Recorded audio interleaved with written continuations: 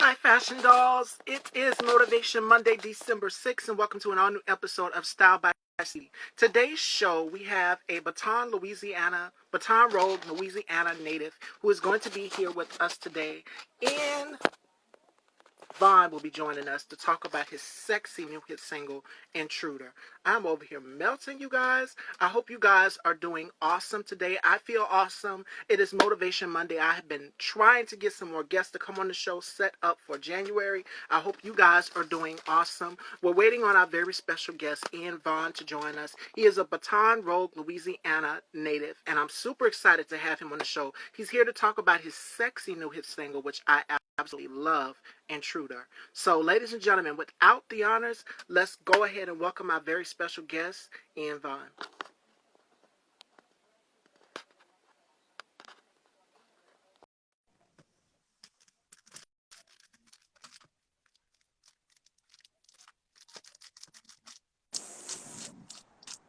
Yo, what's good? Hello, happy Monday. How are you? I'm good. Blessed. Welcome, welcome. It is such an honor to have you here. Absolutely. Thank you for having me. You are so welcome. All right, ladies and gentlemen, so let's get into this interview with our very special guest for today, Ian Vaughn. Let's get right into it. So, you were born in Baton Rouge, Louisiana, if I'm not mistaken. Is that correct? Well, it's pronounced Baton Rouge. Baton Rouge. Baton Ah, Rouge, Louisiana. Yeah. so tell Yeah. us a little bit about your. Go ahead. I'm sorry. Well, I'm saying Baton Rouge. Yeah, that's the capital city of Louisiana. Okay. So tell us a little bit about your upbringing, your journey. How did you get your start into the music industry? Well, like a lot of singers, I grew up in church. I was reared in the gospel music side of things, but even before the industry exposure, I grew up in a family of musicians, pastors, um, you know, I just always was around churches singing, and my whole family, cousins, brothers, sister, we all sang. So my mother was a singer. So I kind of grew up in that environment, and as far as I can remember, I was always performing in front of an audience at church. Um, and I got like my first professional. Fast forward, I mean, as far as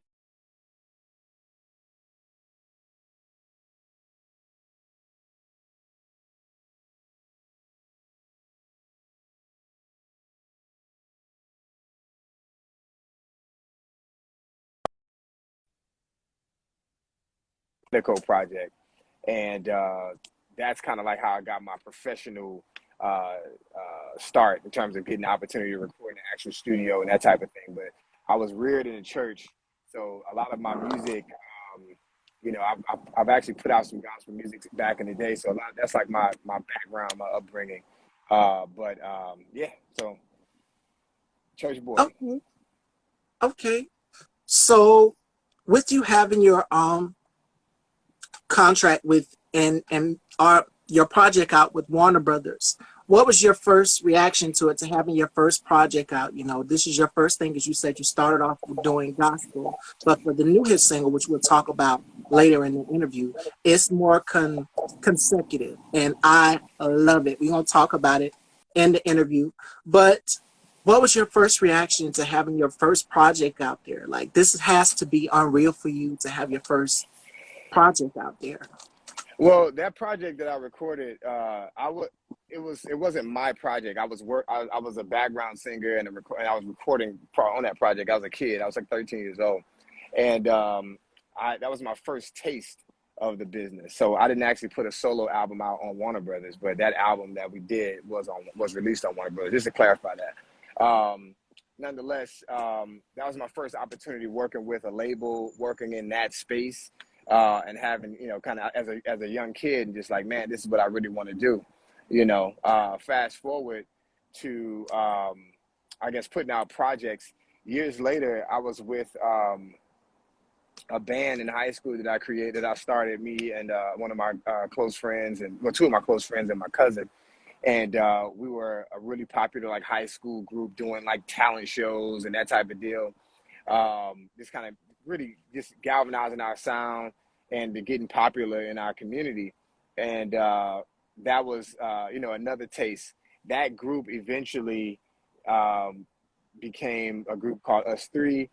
That we were like, regional phenoms from where we were from South Louisiana, but we were, sharing stages with all the major artists back at that time, like, Destiny's Child, New Edition, Jagged Edge, John B, like the list goes, Carl Thomas, the list goes on and on, that we were doing gigs and doing events with. I mean, that lasted for a long time. That's pretty much how I got my real start. And from there, it's just been everything else I've been doing. Just making music. You dropped some names, so I'm curious to know who's some of your musical influences. I have so many. I have so many. From the '90s. I guess like Boyz II Men is one of my biggest Mm. influences. Brian McKnight, Joe. These guys are like three of my biggest, most influential artists. But even going back to my gospel roots, groups like Commission and the Winans really galvanized, really created my whole sound. So you take it back as far back as that. Of course, Stevie Wonder and Marvin Gaye. Those are like my idols. So you kind of take all those artists I named and you kind of bottle them all up, and 100% you get me. All right. Yeah. For this hit single, it's not gospel. I wouldn't say it's not. Uh-uh. No. All right. So who influences you to keep going? Because I know it's been difficult for a lot of content creators, for all of us, the bloggers, the journalists like myself, and the musicians like yourself. Yeah. Everything is being shut down, not being able to go and perform live and things like that. Everybody's doing everything virtual from their homes. And we're now in the age of verses and things where everybody's, putting together to celebrate this era of music, because you've mentioned Destiny's Child, Jagged Edge, like that nostalgia. Everybody wants that feeling. My question for you is, as a singer and as an artist, do you feel as though R&B has lost its touch? Because it's not how it used to be back then in the 90s compared Mm. now. Everything is so direct, meaning, lyric wise and everything like that. So do you feel as though the music industry, when it pertains to R&B and neo soul, has it shifted, or are we kind of welcoming the next generation? Shout out to my co-host Marco the Prince, who just came in. Tune in Wednesday, he will be joining me. Yeah.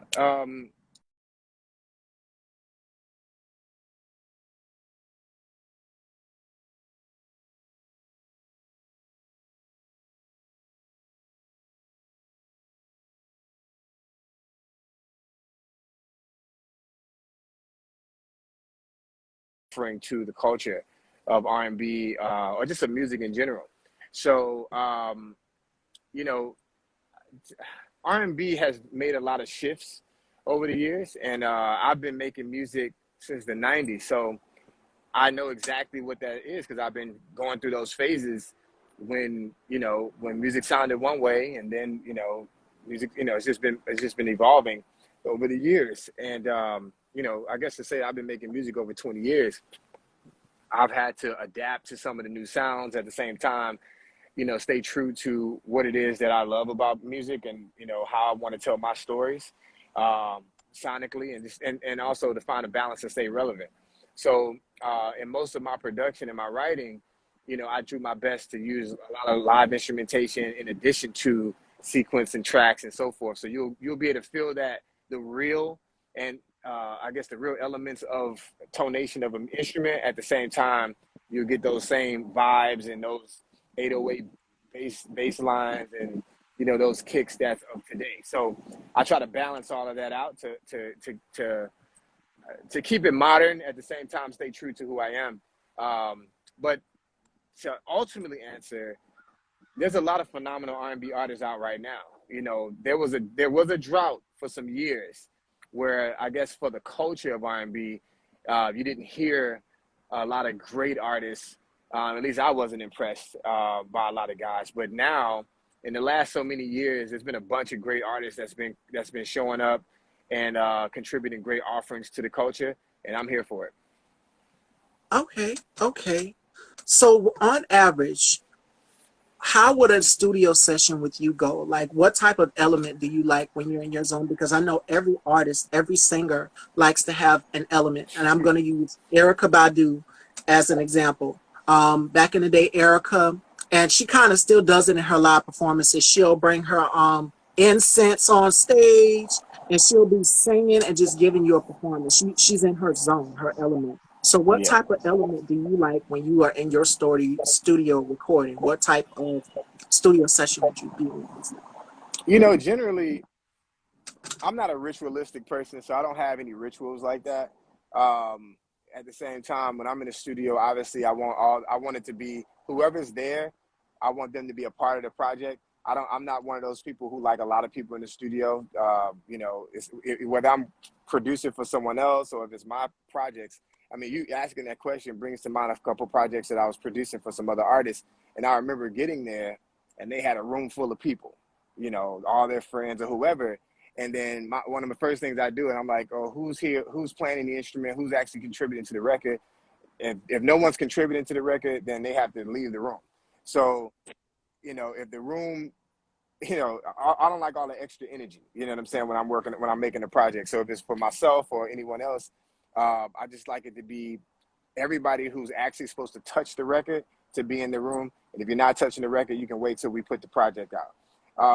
You know, so, you know, good energy. That's it. You know what I'm saying? Like, and I know you know, that can go a bunch of different ways by just using the term good energy, but I'm not a smoker. I'm not a heavy drinker. So I don't need any vices like that to create. I'm on a natural wave. So I just like to be able to tap in to whatever the music is saying. And then we just actually, you know, we stay true to that. We make it happen. in? All right, Mr. Natural Wave. Oh Salute. my goodness. And you know, that made me think of two of the most amazing singers in the world, and that is Janet Jackson and Faith Evans. They don't like a whole lot of people in the studio. I think Faith Evans said that in an interview. She said she didn't like a whole lot of people in the studio. Yeah. And Janet is the same way. Janet Jackson, she's the same exact way. Like, she's very intimate. She likes it to be just her, the producer, and they're going to work on their project. So there's a Right. lot of artists like that. They're, Yeah. in their zone. They do not like a whole lot of stuff going on in the studio. Hi, Sure. Tony. Welcome, Sure. welcome. If you're just joining us, we are here with the super talented Ian Vaughn, and we are discussing Appreciate it. his music career. And let's get right into this project. All right, Intruder. When Yeah. you sent me the track and I listened to it,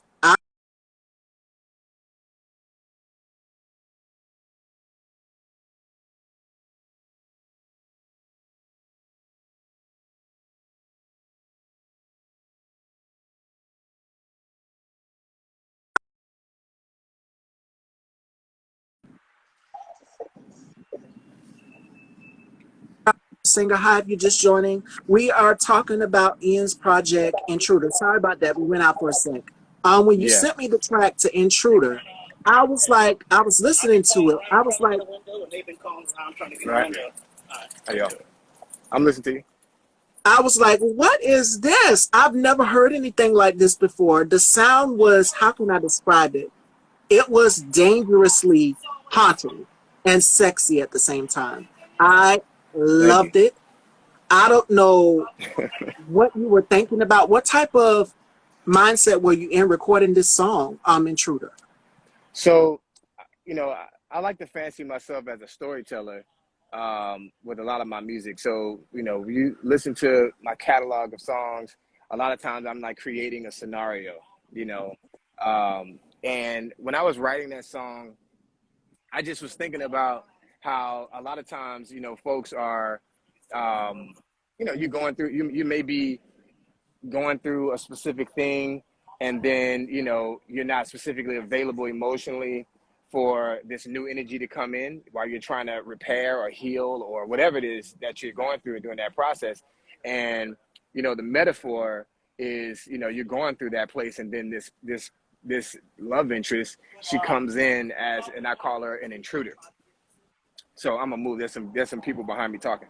So I use that metaphor as a person who's like intruding on this sacred space that you have. So yeah, so and I was able to, I guess write it out as a story and make it like this intruder essentially is breaking into your home, into your sacred space, and they're there to, she comes and she steals your heart. So that's the whole picture. And I knew it was a real unique approach when we put this when I wrote the song, and from a production standpoint, we wanted to make it moody, vibey at the same time. I want to take people on on this story with me. So I'm on somewhat of a musical journey, and the vibe of the record just kind of.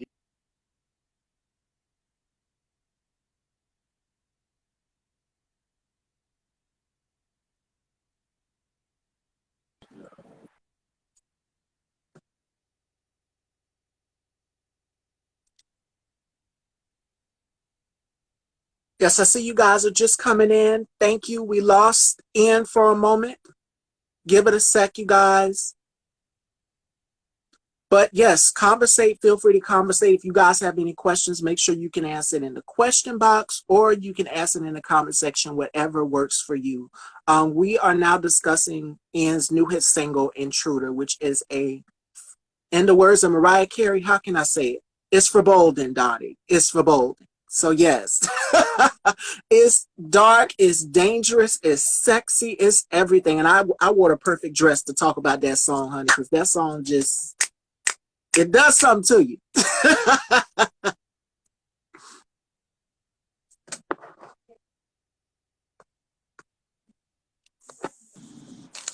There we go. All Yeah, the right. signal's kind of bugging. I guess it's I'm sitting on my patio in my property, and it's I don't know, the weather's kind of weird. Okay, we're back. You were telling us about your song. You said it was very moody, and you wanted something a little bit different for when because you started off doing gospel, and this is definitely different. This hit single in itself, like I can't describe it except for that hit. Yeah, so in terms of the music from a gospel standpoint, that was I put a couple gospel projects out years back, and that's my roots. So I still make whatever music that I want to talk about. So my faith, I'm a Christian as it relates to my faith. So if I'm writing a song about my faith, then that's what it is. I'm also a man, so if I'm writing a song about a relationship that I'm having or a relationship that I'm in, then I'm writing a song about that. If I'm writing a song about being a father, I'm also a father. So I'm a songwriter. I'm a person that writes songs and tells stories about whatever it is that I want to talk about. And that's all just a part of life. So we label these particular.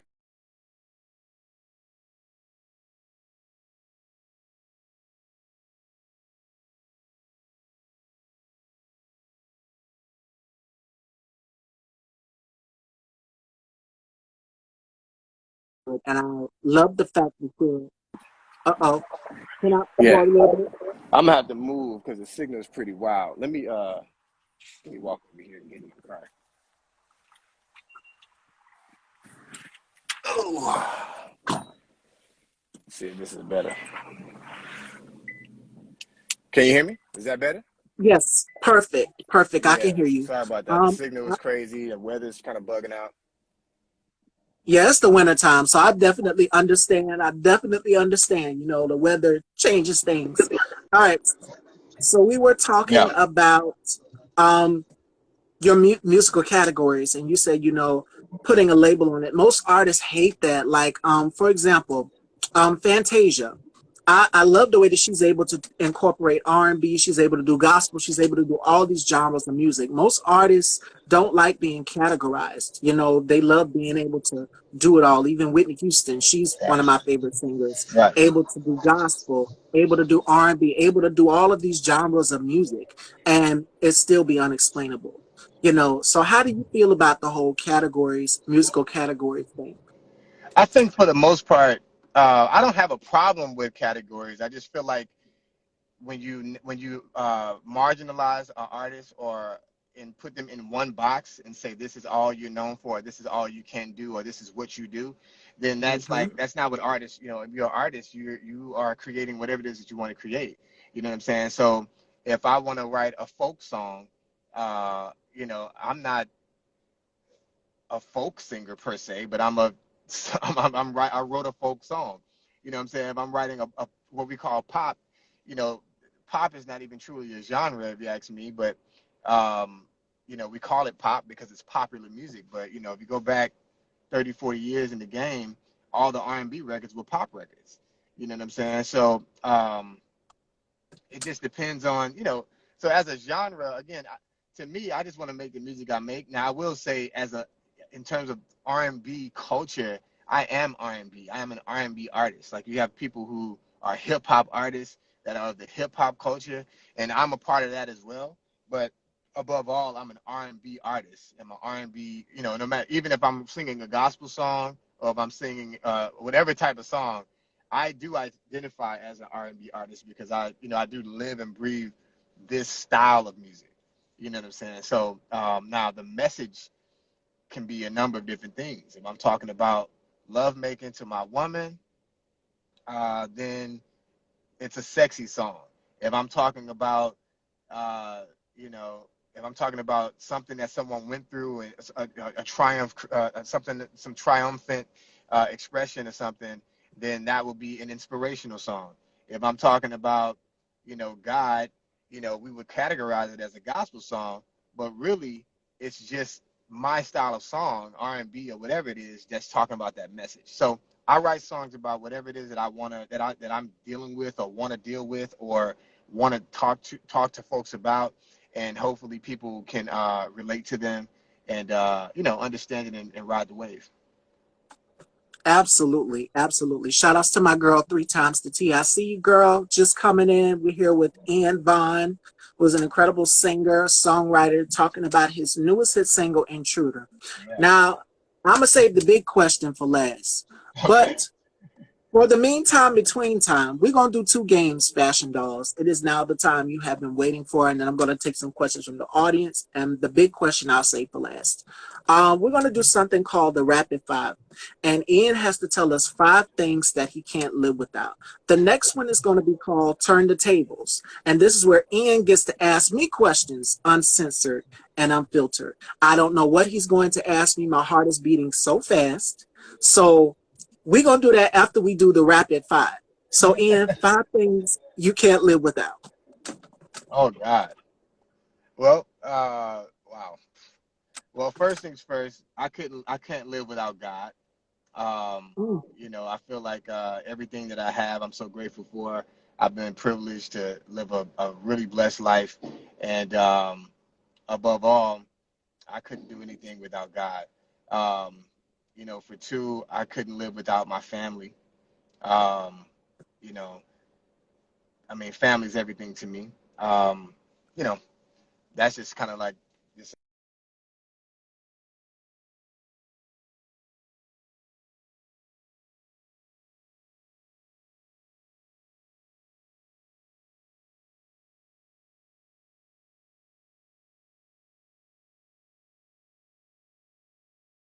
live without my woman. Like my girl, I love her to death. Like she's like the other part of me, and just like you know, my everything. Like she's my balance. And yeah, I can't live without her. Um, and then I'll say I can't live without food, and I can't live without sex. So those five things. There you go. Those are my 5 things. All right, ladies and gentlemen, it is time to turn those tables. This is the moment you guys have been waiting for. And Ian gets to ask me some questions. I don't know what he's going to ask me again. My heart beats fast every time this segment comes along. So take it away, Ian. Well, see, you didn't ask me 5 questions. You just said what are the 5 things I can't live without. So now I got to ask you 5 questions specific. Okay, so Not really, no. You can ask as many as you want to. got you. Some Okay, people do the rapid five when they do this segment, but whatever questions you want to ask me. got you. Okay, okay. What up? Who's that? Cement? Three times I said three times the T. Okay, what's up? What's up? All right, so five questions. Five questions. Here's one. I'll say. So, how long have you been working in this space in terms of interviewing, blogging? I have been doing this since 2016. I started off very, very young. Right after I graduated high school and beauty school, I worked in a hair salon. A lot of people don't know that. And I said, what is going to be my backup plan? That didn't go too well, you know. Things didn't really work out for that part. But God had a blessing for me and a plan. And our parents always ask us after we graduate high school, what are you going to do? What is going to be your backup plan? So I just sat around and I said, I love makeup, I love fashion, I love beauty. So why not take this and do something with it? And before I just started off giving out beauty tips, DIYs, it was at 11 o'clock every day on Facebook Live. I would be giving people things like that because we started off there. And I can remember holding up the tablet. It was the funniest thing in the world. And I had the boombox system and the tripod. It was just all sorts of things. We upgraded now. So we came a long way from Nice. 2016.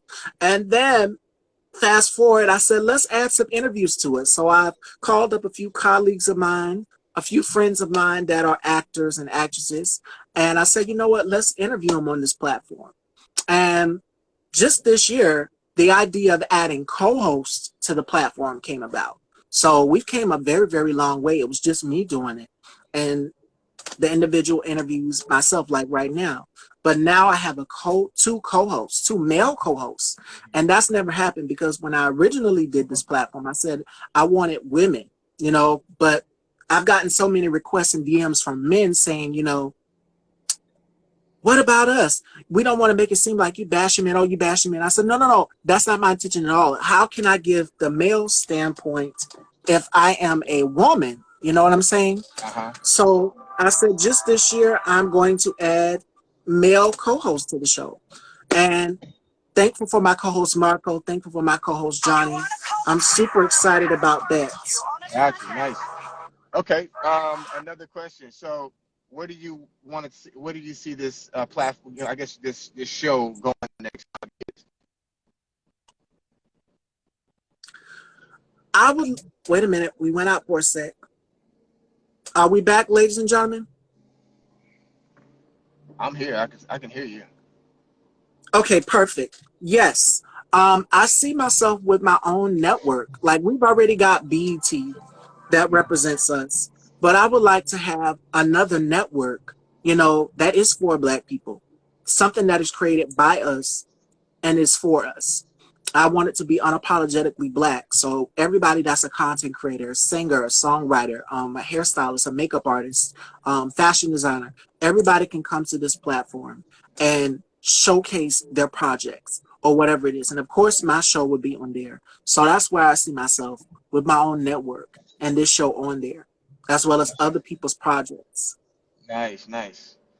Nice. So, okay, let's see. That's two questions. This is a I guess on the spot deal. So I'm like thinking of different questions. So where are you from? South Carolina, South Kakalaki, born and raised.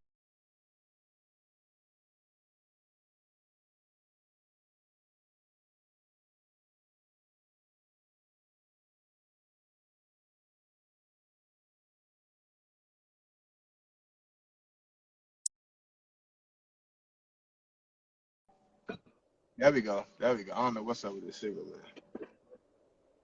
South Carolina, born and raised down here. Yep. What part of South Carolina?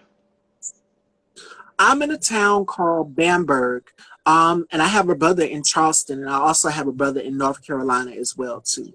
So yeah. Yeah, I've only been to South Carolina a few times years back, and I was like doing some shows. I can't remember the name of the towns, but they were small towns, but they were really great people. I remember being treated so well out in South Carolina. So that's really nice people there. So are you still in South Carolina now, or? Yes, still in South Carolina. Gotcha. Like Charlemagne the guy from Moncks Corner or Moncks Corner, South Carolina. How far is that? Mm. And we not only Charlemagne, but we got Viola Davis. Chadwick was from South Carolina. A lot of talent has come from down here. So yeah, Nice, nice.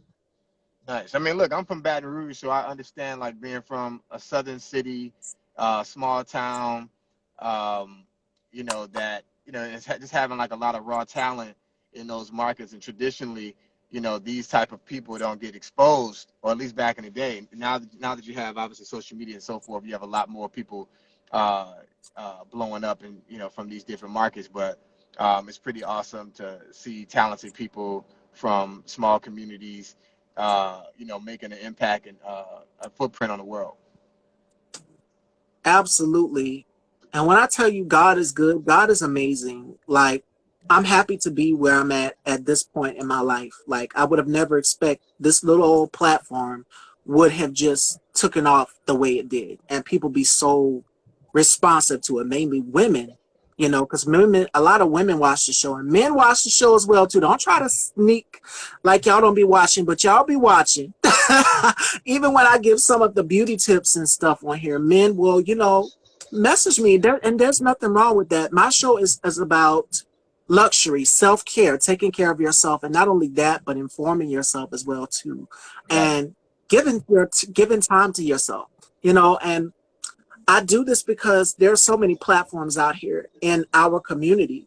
You Right. know, there's barely any talk shows out on television that represent people of color. The Real Daytime is the only one that I can think of. You have Women of Color, the a talk show that has women of color on there. So I said, I remodeled my show after that. So I said, you know what? But let's do it different. We're going to have one female and we're going to have two males. So the dynamic has worked so great throughout the years, and people love it so much. And what I know people love is what I'm going to continue to keep giving them. Yeah. Well, awesome. Well, I mean, I guess I'm first of all, I'm grateful. And specifically highlight my new single, Intruder. So I would like to ask your audience to go check us out. If you're not familiar with me, you can go to my Instagram page here, ianvonmusic, and listen to my music, my whole catalog actually on all the platforms, whether it's Tidal, Apple Music, Spotify, Amazon Music, or whatever. My new single, Intruder, is out right now. We have a single that's been spinning on radio since last year, Us Against the World. That one's still getting a lot of play. We'll start getting back on the road sometime in 2022. This COVID situation has really slowed down a lot of performances in that regard. So now that it's good that things are starting to open back up and we're able to start performing again. So I'm looking forward to getting on the road and and blessing the audience, man. Just kind of just doing what I do, and that's contributing, some great music to the culture, and just offering up a great offering.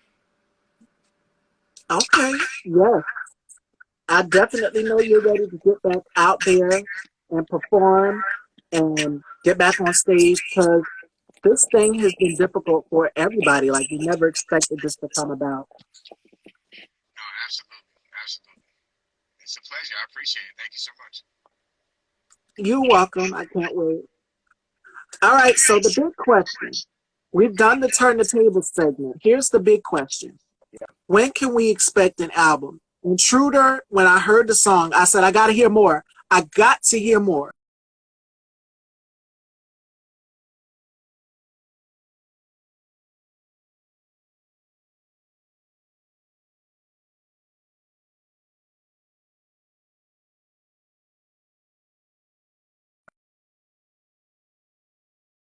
And we decided to push back when COVID, when the shutdown happened. So during that time, I ended up releasing a few songs from the project. So in the past year and a half or so, I've released 5 songs. Well, six. I'm sorry, 6 songs. All of them are epic. I have, this record, Us Against the World. Again, that's the one that's getting a lot of national radio play right now. We have Intruder. That's the most recent release. We've done this record I did called Something About You featuring Spence. And we have that was one of my favorites. And then the other one we did called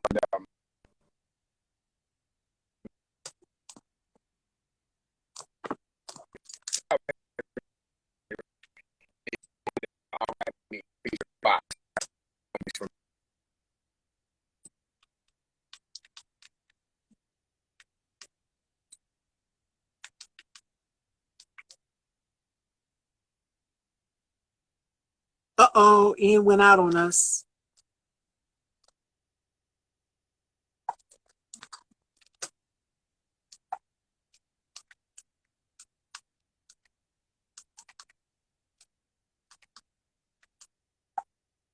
Give it a minute, ladies and gentlemen. We apologize.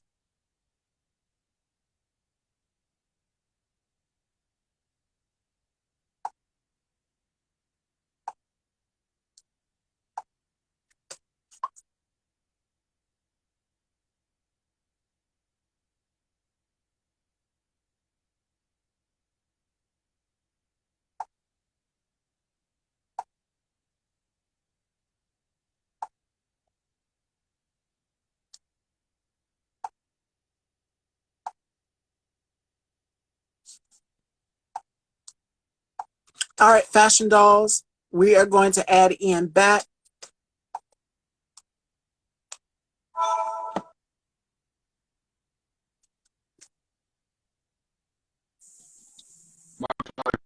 All right, we're back. My apologies. The signal is really bad right now. Can you hear me? Yes, I can hear you. It's going in and out a little bit, but I can hear you. Literally, there's like a bad thunderstorm apparently about to happen. So I see wind moving Uh-oh. plants and moving stuff around. So I'm in South Louisiana, so we're used to this. Oh goodness. Please be safe out there, Ian. We Yeah. were talking about when could we expect the project out? Because when I heard the song Intruder, I said, there's got to be more. You're going to do a Beyonce or Rihanna on us, where Oh, y'all tease us like you'll drop a single and then y'all pretend like y'all going to give us an album. We want a project. So well, definitely. listen. I got plenty of music out. It's specifically for folks who've never heard of me or who aren't really familiar. If you pull, type my name in iTunes, and you have, at least 20 or 30 songs that I've released over the years that's available. Now, an album, I have an album that's pretty much ready to go. But I'm kind of a perfectionist in that way. I'm always going back and forth, changing things around because, again, I had an album planned to release at the beginning of COVID. And well, before COVID, obviously, and then COVID happened. So I held back on releasing the album. And I just ended up releasing individual singles. So I released a total of 6 songs in the past year and a half, all brand new, incredible world-class records. You just have to go out there and look for them. So I don't know. I was explaining it before the signal faded. So again, is one of the name of the songs. All Right With Me featuring Box. How Did We Get Here? It's one called uh, wow, Us Against the World. That's the big single right now that's playing on radio platforms across the country. So you just type my name in, you'll see what's coming. But in terms of an album, I have a bunch of new records I'm definitely gonna be releasing in 2022. I'm not 100% sure if I'm gonna release a full album just yet. We'll see. But